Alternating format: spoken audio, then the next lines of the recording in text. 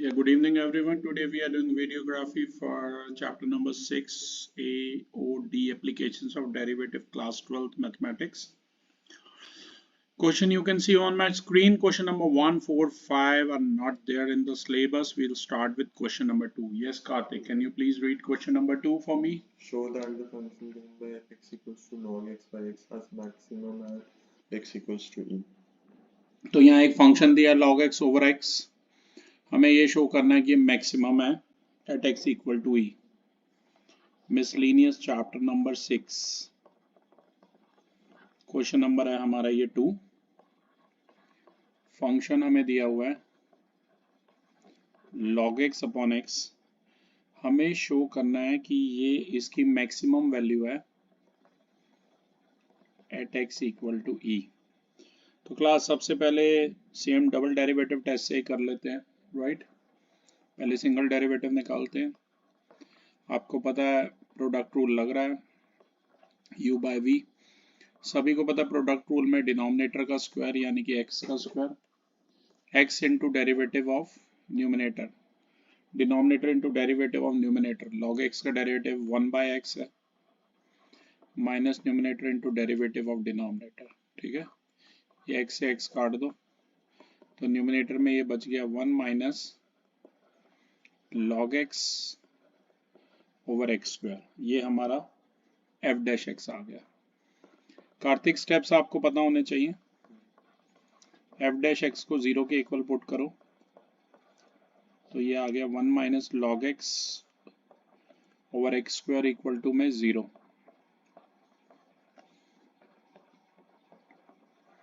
1 minus log x आ गया 0, 1 आ गया log x. तो कार्तिक आपको पता है लॉग ऑफ 1, ये ऐसे लॉग कब होता है पता है? लॉग ई 1 होता है, याद रहेगा. लॉग ऑफ ई जो होता है 1 होता है. यहाँ से ई हमारा कितना आ गया? x आ गया. या आप कह सकते हो x की वैल्यू क्या आ गई? ई आ गई. इतना क्लियर है आपको? सिर्फ 1 ही होता है. 1 लॉग ई 1 होता है. हाँ, तो 1 की जगह लॉग ई लिख दिया ना मैंने. अब मैं डबल डेरिवेटिव भी यही निकाल रहा हूँ कार्तिक. एफ डैश एक्स ये आया था, ठीक है. अब इसमें u बाय वी लगाना है. ये u है न्यूमिनेटर और ये v है. आपको पता है डिनोमिनेटर का होल स्क्वायर यानी एक्स स्क्वायर का होल स्क्वायर, डिनोमिनेटर यानी कि x square into derivative of 1 minus log x. 1 का हो गया 0, लॉग एक्स का हो गया 1 बाय एक्स माइनस न्यूमिनेटर यानी 1 minus log x into x square का डेरिवेटिव हो गया 2x. ये मल्टीप्लाई कर लो भाई, डायरेक्ट ही कर दूं. X square into minus 1 by x है ये है. चलो आपके लिए एक स्टेप लिख देता हूँ. Minus 2x plus 2x log x होगा. साफ साफ दिख रहा है 2x की मल्टीप्लाई पहले 1 से हो रही है और फिर log x से हो रही है. होल अपॉन में क्या है? x की पावर 4 है. यहाँ x से एक x कैंसिल कर दोगे तो कितना बच जाएगा? Minus x minus 2x plus 2x log x over x की पावर 4. 2x log x को एज इट इज लिखिए. माइनस x माइनस 2x कितना हो जाएगा? माइनस 3x हो जाएगा ओवर x की पावर 4 आ जाएगा. लेफ्ट साइड वही है हमारी f डबल डैश x. ध्यान से देखिए, न्यूमिनेटर में से कॉमन देखिए, x कॉमन तो बच गया 2 log x minus 3 upon x की पावर 4. ये कैंसिल कर दो तो बच गया 2 log x minus 3 upon x की पावर 3. ठीक है, इतना क्लियर है कार्तिक? मैं नेक्स्ट पेज पे ये स्टेप लिख रहा हूँ. f डबल डैश x हमारा कार्तिक कितना आ गया था? बोलो. ये आ गया था 3 minus 2 log x over x cube. मैंने अभी दिखाया भी था आपको, एक बार मैं फिर से दिखाता हूँ। आजकल इसमें लास्ट स्टेप शो नहीं होता, कोई नहीं, आपने तो देखा ही था क्लास। ये आ गया 3 माइनस 2 log x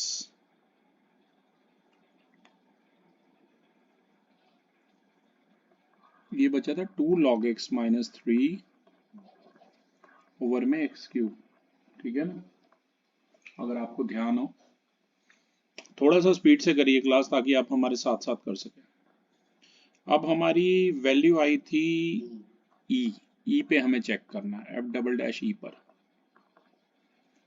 तो ये हो जाएगा 2 log ई और बेस यहाँ पर वही ई है माइनस 3 ओवर में एक्स क्यूब। और आपको पता है log of e to the base e 1 होता है। ऐसा होता क्यों है? क्योंकि एक फॉर्मूला log में आपने पढ़ा होगा, log of m to the base n, जो कि होता है log m by log n। उसी फॉर्मूले से ये 1 हो जाएगा। तो ये आ गया 2 इंटू 1 माइनस 3 और x की जगह क्या लिखोगे? यहाँ भी x की जगह e लिख लो, तो ये ई क्यूब हो गया। ये 2 माइनस 3 माइनस 1 अपॉन में कितना आ गया? ई क्यूब, मतलब नेगेटिव आ रहा है। नेगेटिव आ रहा है ना डबल डेरिवेटिव, और डबल डेरिवेटिव नेगेटिव आ रहा है, ये ई लिखा है बेटा है। इसका क्या मतलब है? इसका मतलब है जो फंक्शन है वो हमारा मैक्सिमम है एट एक्स इक्वल टू ई, और यही हमें लाना बेटा। मैं चाहूंगा कार्तिक आप थर्ड क्वेश्चन पढ़ें। The two equal sides of an isosceles triangle with fixed base B are decreasing at the rate of 3 cm per second. How fast is the area decreasing when the two equal sides are equal to the base? दो equal side है किसी भी isosceles triangle की, इनका base जो है fix है, base है स्मॉल बी, और वो डिक्रीज कर रहा है 3 सेंटीमीटर पर सेकेंड के रेट से। हमें ये बताना है एरिया किस रेट से डिक्रीज करेगा अगर दो इक्वल साइड जो है बेस के इक्वल होंगी। थोड़ा सा मैं डायग्राम बना के समझाता हूँ आपको। ये एक ट्रायंगल बना लीजिए,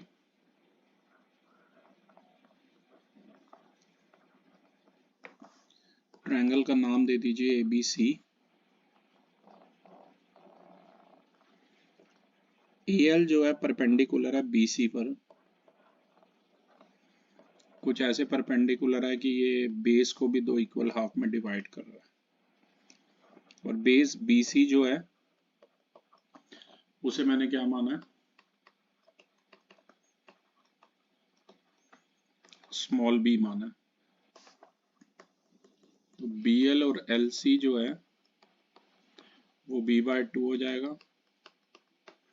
और AL आप कह सकते हैं परपेंडिकुलर बाइसेक्टर हो जाएगा।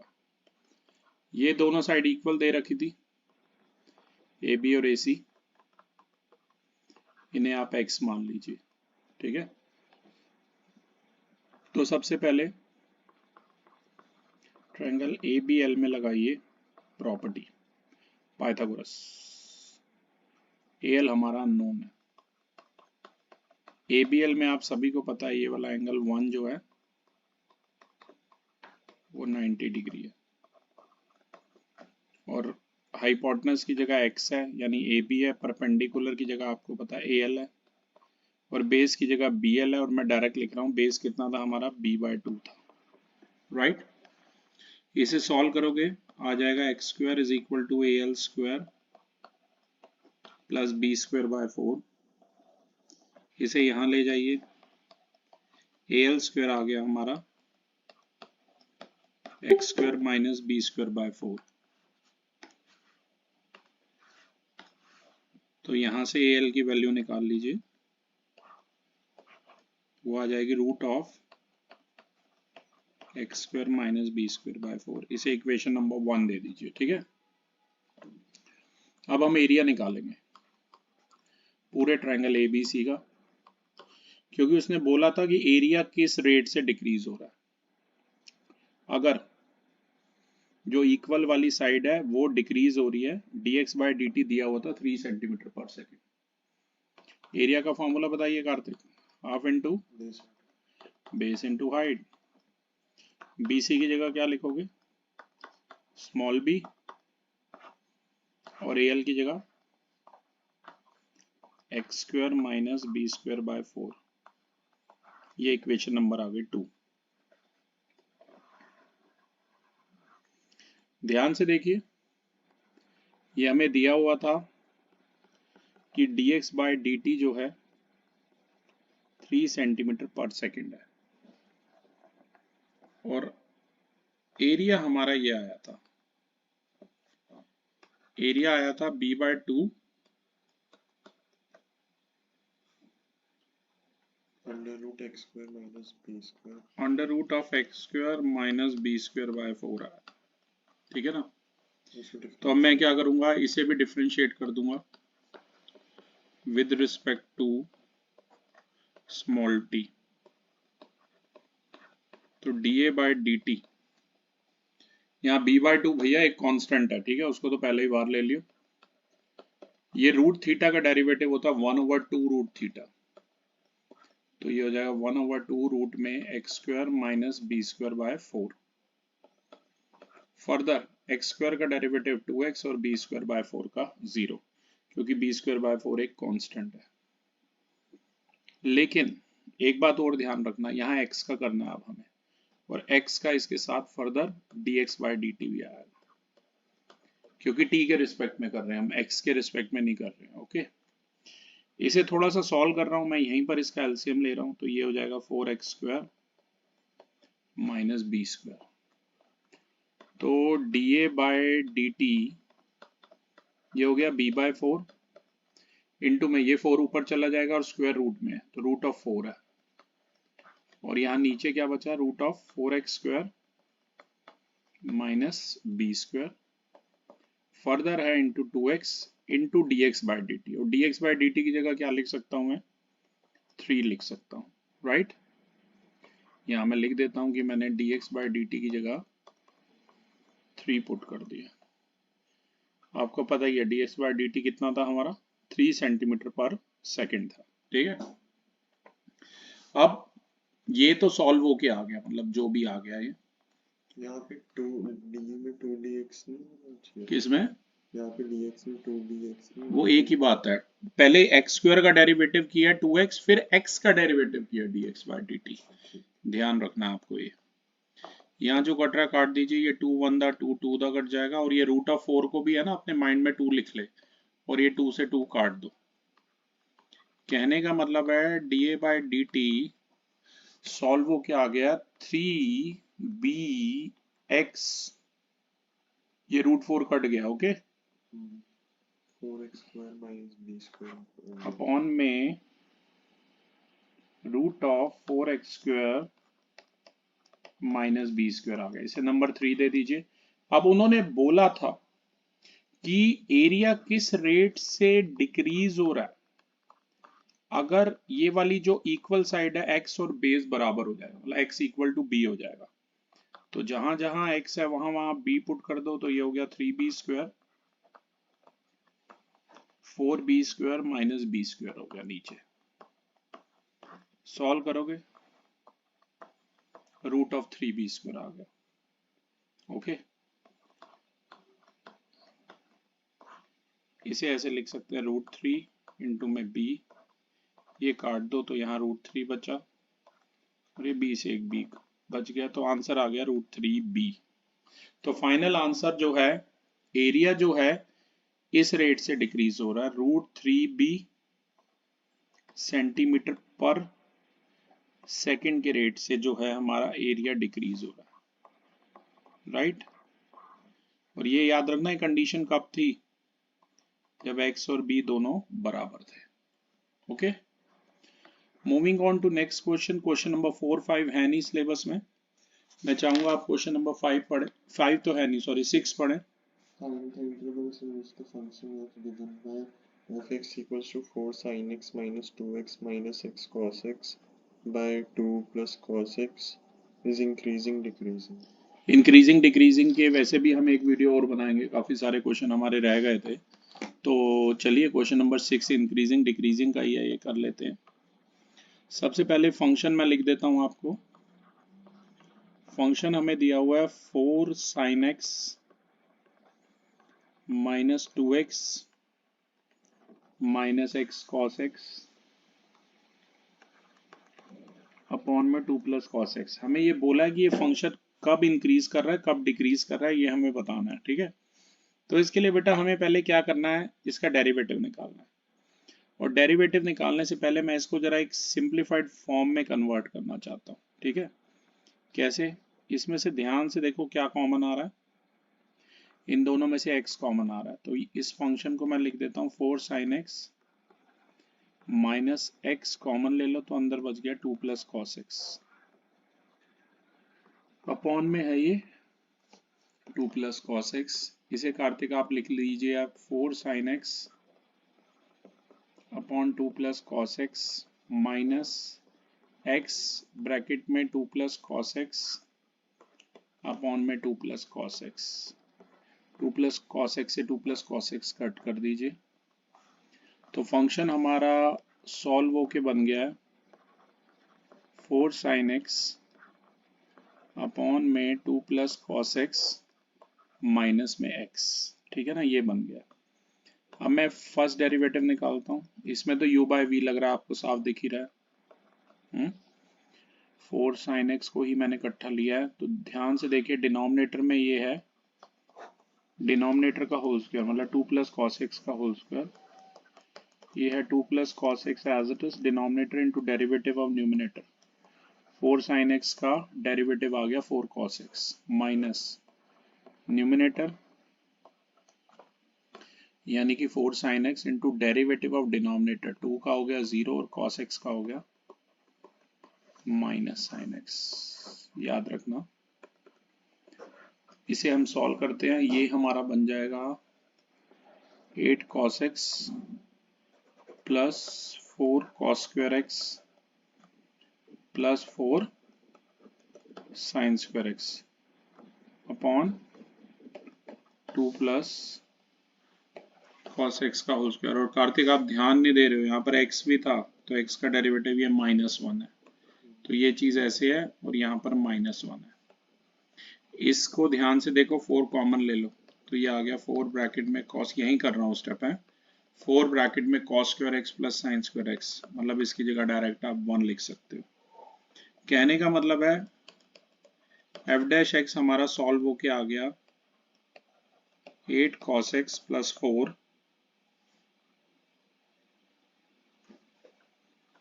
अपॉन 2 प्लस cos x का होल स्क्वायर -1। अब इसका भी एलसीएम लो, ये आ गया 2 प्लस cos x का होल स्क्वायर, यहाँ आएगा 8 cos x प्लस 4, यहाँ आएगा माइनस ब्रैकेट में 2 प्लस cos x का होल स्क्वायर, तो मैं इसे खोल रहा हूँ जो कि हो जाएगा 4 plus cos square x plus 2 into cos x यानी कि 4 cos x। इसे फर्दर सॉल्व कीजिए कार्तिक, ये आ गया 8 cos x plus 4 minus 4 minus cos square x minus 4 cos x upon 2 plus cos x का होल स्क्वायर। 4 से 4 कट कर दो, 8 cos x minus 4 cos x बच गया 4 cos x minus cos square x upon 2 plus cos x का whole square. ध्यान से देखिए cos x कॉमन है और f डैश x हमारा आ जाएगा cos x ब्रैकेट में 4 minus cos x upon 2 plus cos x का होल स्क्वायर। अब आपको ये बात पता होनी चाहिए कार्तिक कि cos x की जो वैल्यू है वो -1 और +1 के बीच में ही लाई करती है, तो इसका मतलब है ये जो 4 माइनस cos x है वो ग्रेटर देन 0 होगा और ये जो 2 प्लस cos x का होल स्क्वायर है ये भी ग्रेटर देन 0 होना चाहिए। मैं आपको यही सेम चीज जरा नेक्स्ट उस पर लिख देता हूँ, पर पहले मुझे आपको पिक भेजनी पड़ेगी इसकी। आपने नोट किया?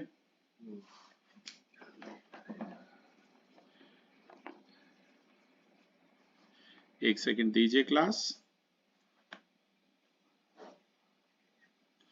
मैं पहले आपको एफ डैश एक्स पीछे लिख देता हूं मेरा क्या आया है। आपको दोबारा से लिखने की जरूरत नहीं है क्योंकि आपको पता ही है हमारा एफ डैश एक्स आया था 4 माइनस कॉस एक्स अपॉन में 2 प्लस कॉस एक्स का होल स्क्वायर। अभी तक मैंने कार्तिक जो स्टेप लिखा था मैं यहाँ फिर से लिख रहा हूं कि कॉस एक्स जो है वो -1 और +1 के बीच में लाई कर रहा है, तो इसका मतलब है 4 माइनस कॉस एक्स भी जो है वो ग्रेटर देन 0 होगा, और ये जो 2 प्लस कॉस एक्स का होल स्क्वायर हमारा आया था ये भी ग्रेटर देन 0 होगा। इससे फर्दर ये इम्प्लीकेट हो रहा है कि फर्स्ट डेरिवेटिव हमारा ग्रेटर देन 0 है या लेस देन 0 है, ये इस बात पे डिपेंड करेगा कि cos x ग्रेटर देन 0 है या लेस देन 0 है रिस्पेक्टिवली। ठीक है, इसका मतलब है कि हमारा गिवन फंक्शन इंक्रीजिंग कब है, लिमिट हमें बतानी थी ना, जब x हमारा 0 और π/2 के बीच में लाई कर रहा है या 270 और 360 के बीच में लाई कर रहा है, मतलब फोर्थ क्वाड्रेंट में, क्योंकि cos वहीं पॉजिटिव होता है फर्स्ट और फोर्थ क्वाड्रेंट में। और फंक्शन हमारा डिक्रीज कब करेगा, जब सेकंड या थर्ड क्वाड्रेंट में, मतलब कि 90 से 270 के बीच में, याद रखना। ठीक है, मैं चाहूंगा कार्तिक आप पहले 7th क्वेश्चन पढ़ें। F given by x equals to x cube plus 1 by x cube, x is not equals to 0 is increasing decreasing। तो फंक्शन हमें यहाँ पर ये दिया हुआ है, आई होप आपने कार्तिक पिछला नोट कर लिया ताकि मैं बोर्ड रब कर दूं। सबसे पहले इसमें भी हमें फंक्शन गिवन है x cube plus 1 by x cube, x जो है नॉट इक्वल टू 0 है, और हमें बताना है कि फंक्शन कब इंक्रीज कर रहा है और सेकंड पार्ट में कब डिक्रीज कर रहा है। ठीक है ना, ये चीजें हमें बतानी है।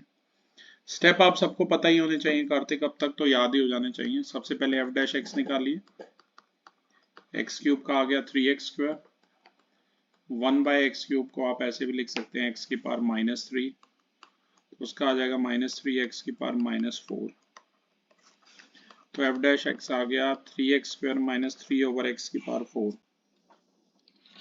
अगर आप चाहते हैं कि फर्स्ट पार्ट में फंक्शन इंक्रीजिंग फंक्शन हो तो आपको पता क्या होना चाहिए, f dash x should be greater than equal to 0 होना चाहिए। और इसे अगर फर्दर आप सॉल्व करेंगे, एक मिनट रुक जाओ, इसे ऐसे भी लिख सकते हो एक्स स्क्वायर -1 की, ठीक है ना, और इसे अगर सॉल्व करोगे ना ये ऐसे आ जाएगा एक्स की 4, यहाँ आ जाएगा एक्स की 6 -1। तो अगर आप फंक्शन को ग्रेटर देन 0 चाहते हो तो ये पूरी चीज जो है ग्रेटर देन 0 होना चाहिए। ये 3 में एक्स की पावर -4 उधर जाके 0 ही हो जाएगा, राइट, ऐसे हो जाएगा ना, ये 0 इंटू एक्स की 4/3, मतलब कहने का मतलब है ये चीज ग्रेटर देन 0 होनी चाहिए। इसको अपने माइंड में फैक्टर बना लो, इसे ऐसे लिख लो, फिर a square minus b square further हो गया a प्लस बी और a माइनस बी। आप सभी को पता है यहाँ पर एक्स क्यूब है और b यहाँ पर 1 है। अब ऐसा कब होगा,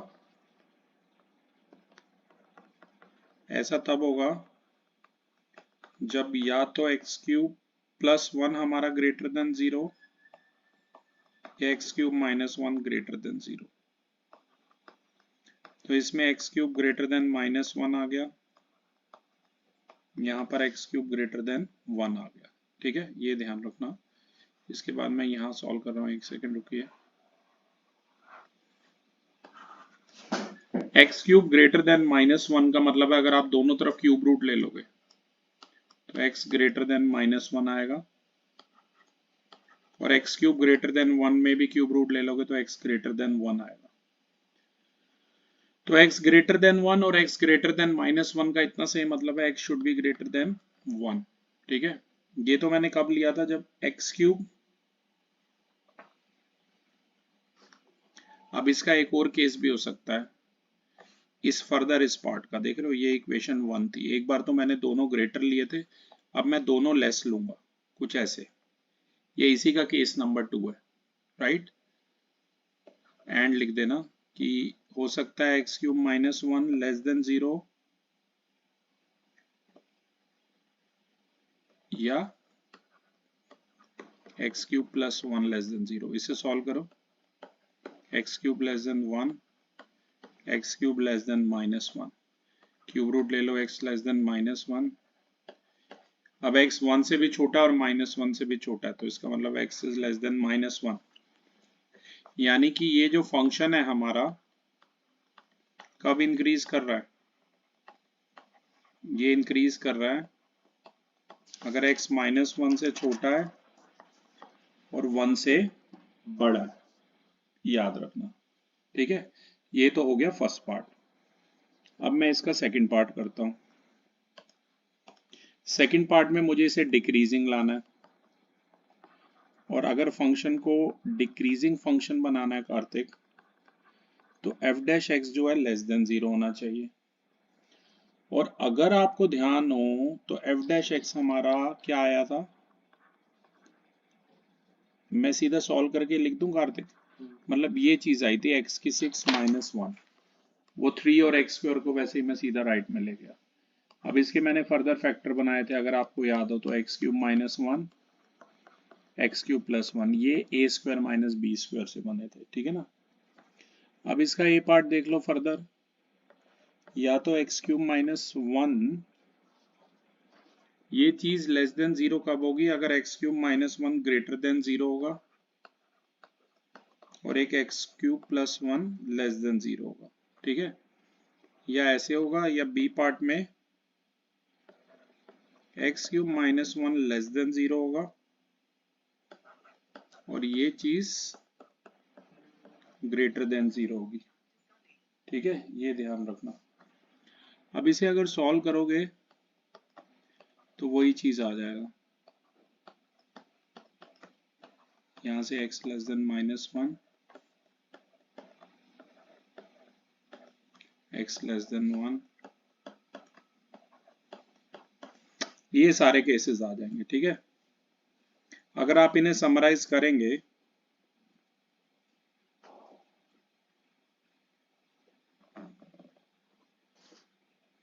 तो ये वाला केस देखो, x 1 से बड़ा है पर -1 से छोटा है, ये तो हो ही नहीं सकता कार्तिक, तो ये पॉसिबल नहीं है, नॉट एडमिसिबल। ऐसा कोई नंबर है जो 1 से बड़ा और -1 से छोटा हो? नहीं है, नहीं, ऐसा कोई नंबर नहीं है। उसमें -1 से छोटा था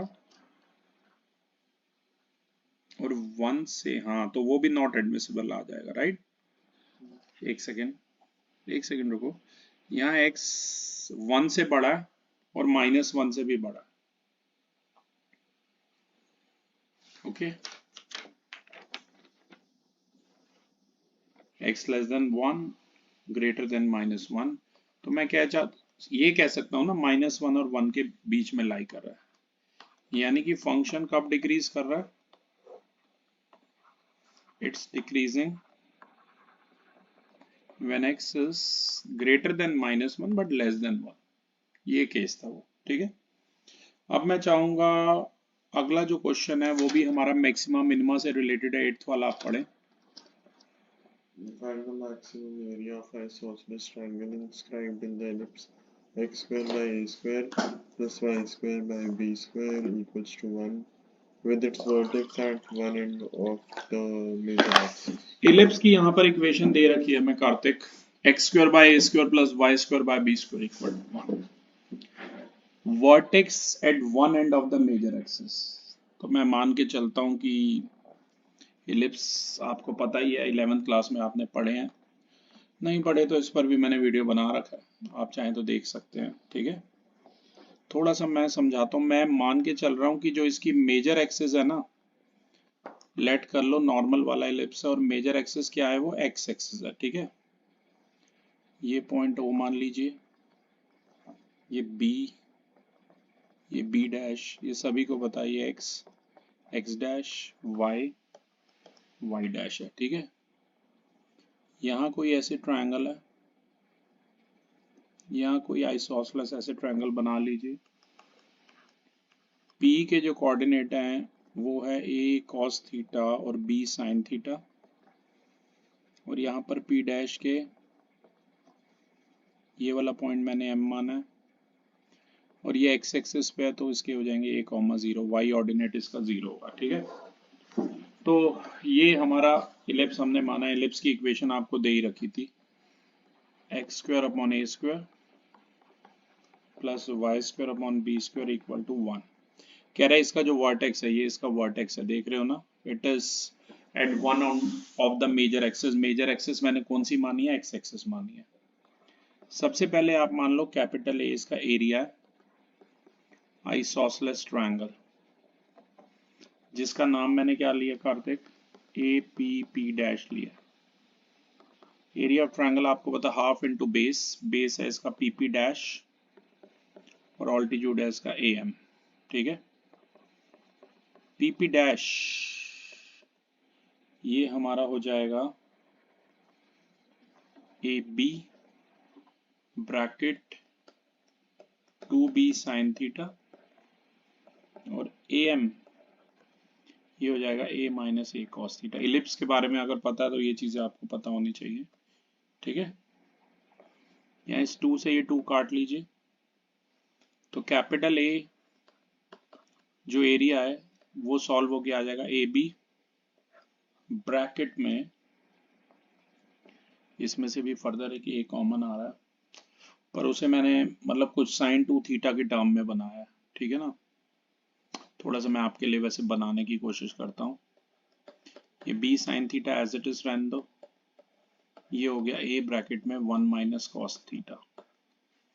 कॉस 2 थीटा के दो फॉर्मूले आपको पता करते, एक है 2 कॉस स्क्वायर थीटा माइनस 1, और एक ये वाला 1 माइनस 2 साइन स्क्वायर थीटा, ये वाला लगाया हमने, ये आ गया 1 माइनस कॉस 2 थीटा।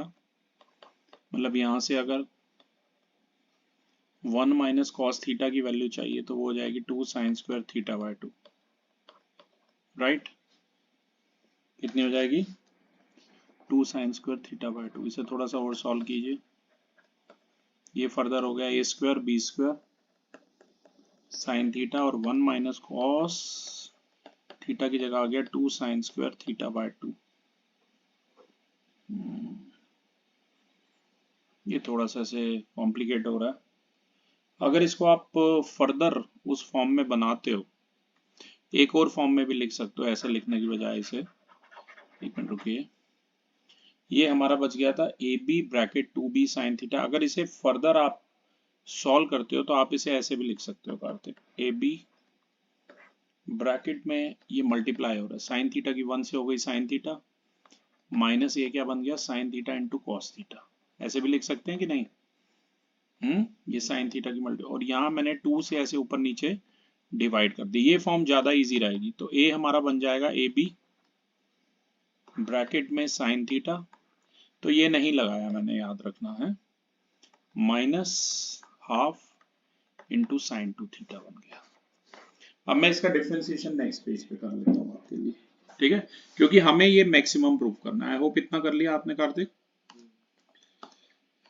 तो अब हमारे पास बेटा कैपिटल ए है, ए बी ब्रैकेट में sine theta minus half sign 2 theta. अब मैं D A by D theta निकालता हूँ, उसे थीटा के रिस्पेक्ट में डेरिवेट करता हूँ। ए बी तो एक कांस्टेंट है, उसे बाहर ही रखो। साइन थीटा का डेरिवेटिव हो गया कॉस थीटा, साइन 2 थीटा का हो गया 2 कॉस 2 थीटा, साइन 2 थीटा का कॉस 2 थीटा, और 2 थीटा का 2 हो गया, ये 2 से 2 काट दो। We are left with a b bracket में cos theta minus cos 2 theta. अब हमें पहले ही बता रहा हूं इसे मैक्सिमम एरिया लाना है। स्टेप्स आपको पता है, D A by D theta को 0 करो, इसका मतलब है ये चीज जो है 0 होगी, और अगर ये 0 होगा तो cos theta minus cos 2 theta हमारा 0 होगा। कहने का मतलब है कॉस 2 थीटा और कॉस थीटा बराबर हो जाएगा, ठीक है ना। मतलब ये ऐसा आएगा ना, ये इसे उधर ले जाओ तो cos theta equal to cos 2 theta आएगा, उसे मैंने लिख लिया cos 2 theta equal to cos theta, ठीक है ना। और ऐसा बेटा कब होगा, आपको पता ही है, जब cos theta equal to cos alpha होता है, फॉर्मूले आपने पढ़े हैं। जब ये चीज होगी 3 थीटा हमारा 2 पाई आ गया, थीटा हमारा आ गया 2 पाई बाय 3, ये ध्यान रखना, ठीक है, ये ध्यान रखना। अब इसके बाद आप ध्यान रखिए, थीटा हमारा आ गया 2 पाई बाय 3। अब मैं डबल डेरिवेटिव भी यहीं निकाल रहा हूँ, d a by d theta ये आया था हमारा, यहीं से मैं डबल डेरिवेटिव निकाल रहा हूँ। ए बी को बाहर रखो, कॉस थीटा का हो गया minus sine theta, cos 2 theta का हो गया minus 2 sine 2 theta, minus minus plus हो गया कार्तिक, ये चीज आ गई, ठीक है। अब आपको पता है ना क्या करना है, ये d two a by d theta 2, हाँ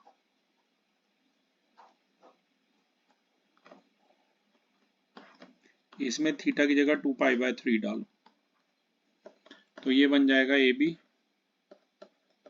minus sine 2 pi by 3 plus 2 sine 4 pi by 3। A b को ए बी रहने दो, साइन 2 पाई बाय 3 की वैल्यू आ गई √3/2,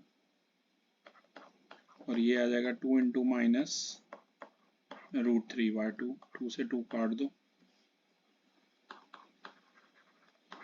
इसे सॉल्व करो,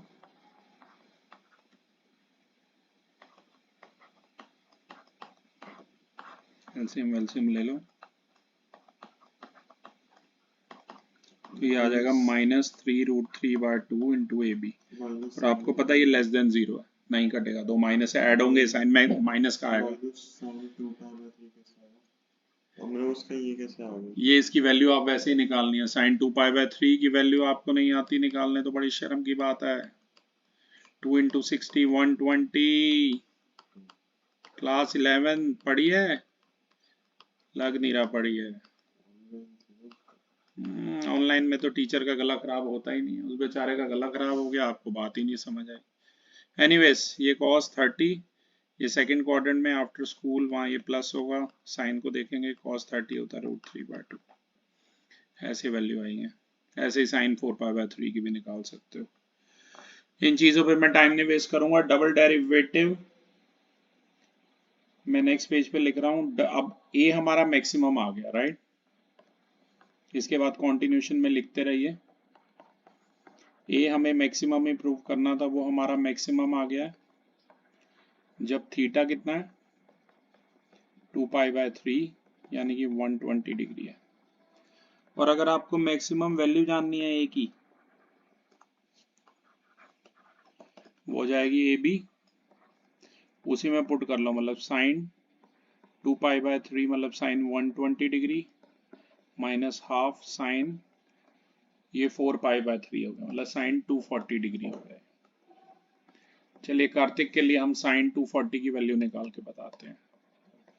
240 को लिख सकते हैं 270 माइनस 30, ये 3 है, ऑड है तो चेंज हो जाएगा, 90 इंटू 3 माइनस थीटा, ये थर्ड क्वाड्रेंट में ही फॉल करेगा, जैसे 3 माइनस थीटा, और थर्ड क्वाड्रेंट में tan होता है positive, after school to college tan positive होता है, साइन नेगेटिव होता है, तो ये वैल्यू आ जाएगी -√3/2, ठीक है।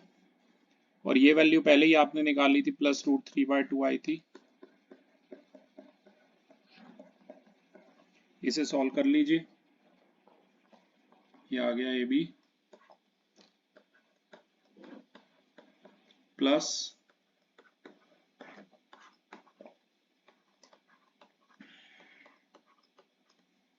ये आ गया कितना 3√3/4 इंटू ए बी। ठीक है, ये चीज आ गई। क्लियर है? 9th क्वेश्चन पढ़िए।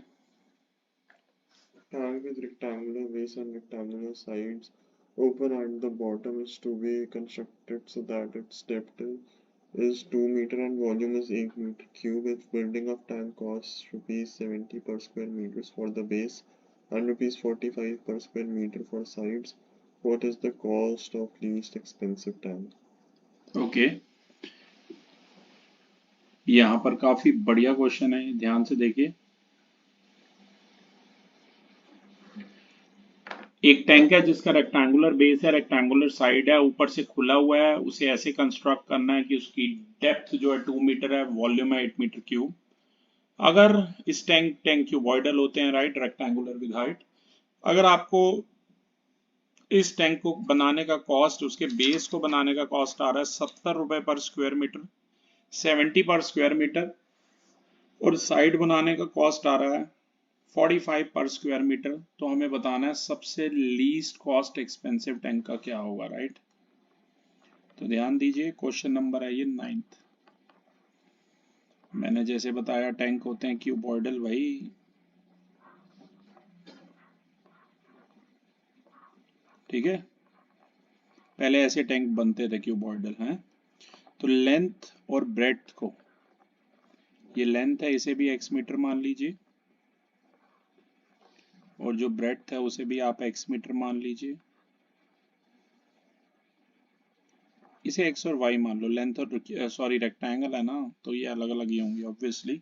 x और y मान लीजिए, और इसकी जो डेप्थ है वो कितनी दे रखी है, डेप्थ मतलब ये हाइट हो गई, ये 2 मीटर दे रखी है। ठीक है, तो टैंक क्यूबॉइडल है, मैंने पहले भी बताया आपको। क्यूबॉइड का वॉल्यूम होता है LBH, तो यहाँ पे ये हो जाएगा x इंटू वाई इंटू 2, यानी कि ये वॉल्यूम हो जाएगा 2xy। और वो क्वेश्चन में कह रहा है कि वॉल्यूम है 8 मीटर क्यूब, तो यानी कि xy आ गया 4, इसे इक्वेशन नंबर 1 दे दीजिए। एरिया ऑफ बेस, ये तो पता है L इंटू बी होता है, रेक्टेंगुलर बेस है भाई। एरिया ऑफ रेक्टेंगुलर बेस हमें xy दिया हुआ, ठीक है, और बेस बनाने का कॉस्ट दिया हुआ था शायद 70 रुपीज पर स्क्वायर मीटर। ठीक है, सबसे पहले, और साइड्स का एरिया,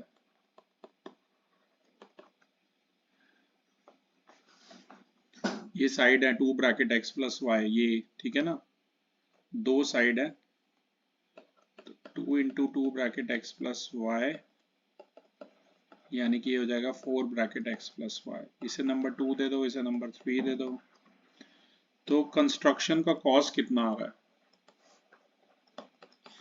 70 रुपए के हिसाब से वो बेस बना रहा था, तो 70 इंटू में XY, और 45 रुपीज के हिसाब से वो चारों उसकी साइड बना रहा था, मतलब 45 इंटू में 4 bracket x plus y, right.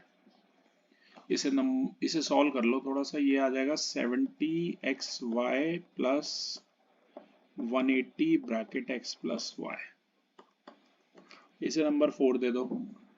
और बाय इक्वेशन नंबर 1 y की वैल्यू आ रही थी 4/x। 4 और 5 को आप कंपेयर कर लो। ये जो कंस्ट्रक्शन का कॉस्ट है इसे हम कैपिटल C मान रहे हैं। y जहां भी है y की जगह लिख लो 4/x, ऐसे लिख लो। ये कैंसिल हो गया, ये बच गया 280 plus 180 bracket x plus 4 into x की -1, इसे नंबर 6 दे दो। ओके, अब ये जो भी कॉस्ट है इसे x के रिस्पेक्ट में करो डेरिवेट।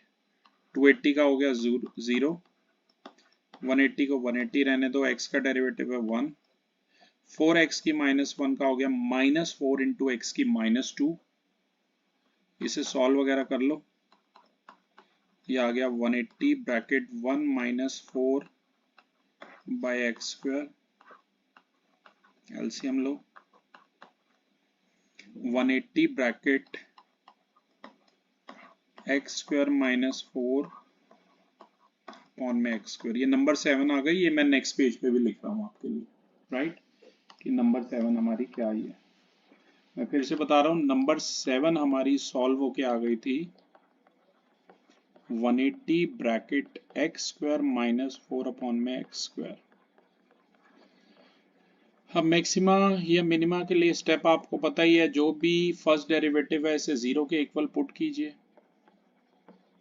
तो 180 bracket x square -4 by x square जो है वो 0 हो जाएगा। यहाँ से ये चीज़ ऐसे आ जाएगी, एक्स स्क्वायर -4 हमारा 0 आ जाएगा, एक्स स्क्वायर आ जाएगा 4x आ जाएगा, प्लस -2, माइनस को तो लेना ही नहीं है, नेग्लेक्ट कर देना, ठीक है ना।